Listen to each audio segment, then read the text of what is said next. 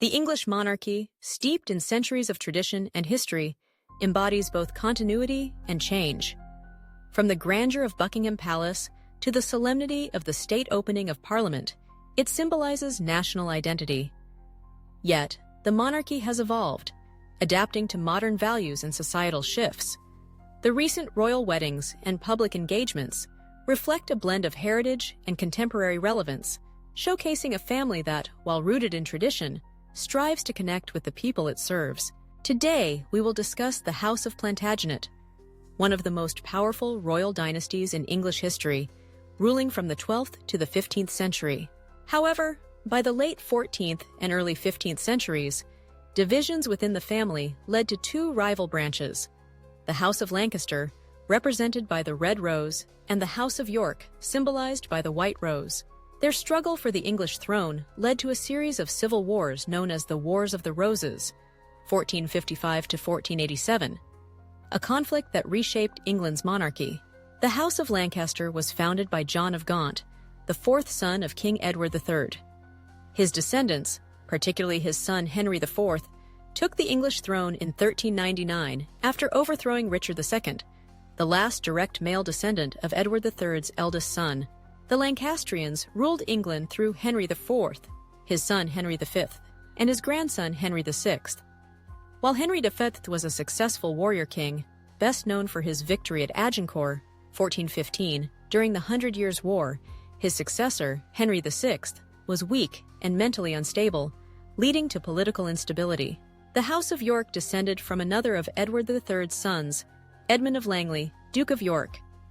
The Yorkist claim to the throne became stronger through Richard, Duke of York, a direct descendant of Edward III's second surviving son. Richard challenged Henry VI's rule, arguing that his lineage had a better claim to the throne than the Lancastrians. His ambitions and Henry VI's poor governance eventually triggered the Wars of the Roses, a brutal conflict that saw multiple shifts in power between the two houses. The Wars of the Roses officially began in 1455, when Richard, Duke of York, led an army against Henry VI's forces at the First Battle of St. Albans. Richard initially gained control and was named Protector of the Realm during Henry VI's bouts of insanity. However, the conflict continued, and in 1460, Richard was killed at the Battle of Wakefield, leaving his son Edward IV to lead the Yorkist cause.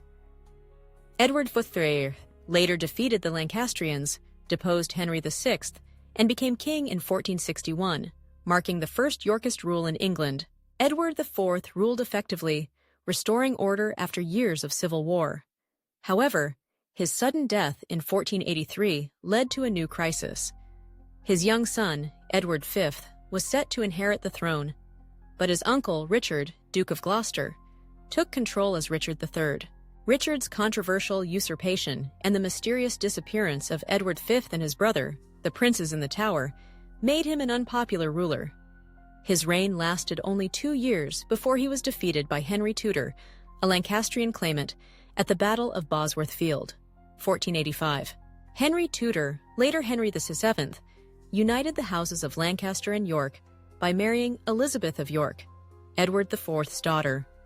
This symbolic union ended the Wars of the Roses and formed the Tudor dynasty, represented by the Tudor rose, which combined the red and white roses of the rival houses.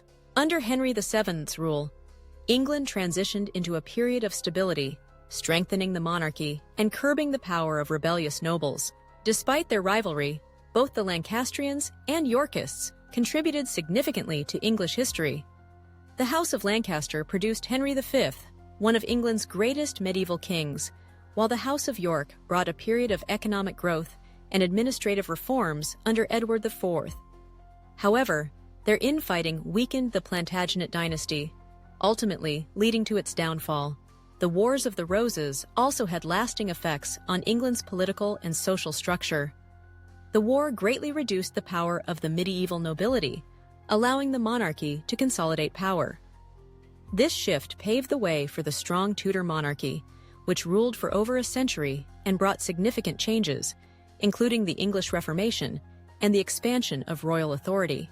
The rivalry between the houses of Lancaster and York remains one of the most famous dynastic struggles in English history.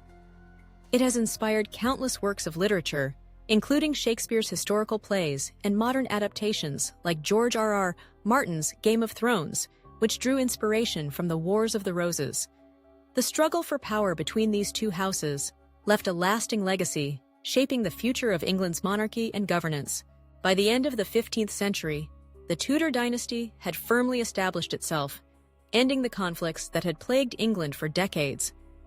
While the houses of Lancaster and York had fought bitterly for supremacy, their eventual unification under Henry VII symbolized the beginning of a new era, one that brought peace, stability, and the foundation for England's rise as a powerful nation in the centuries to come.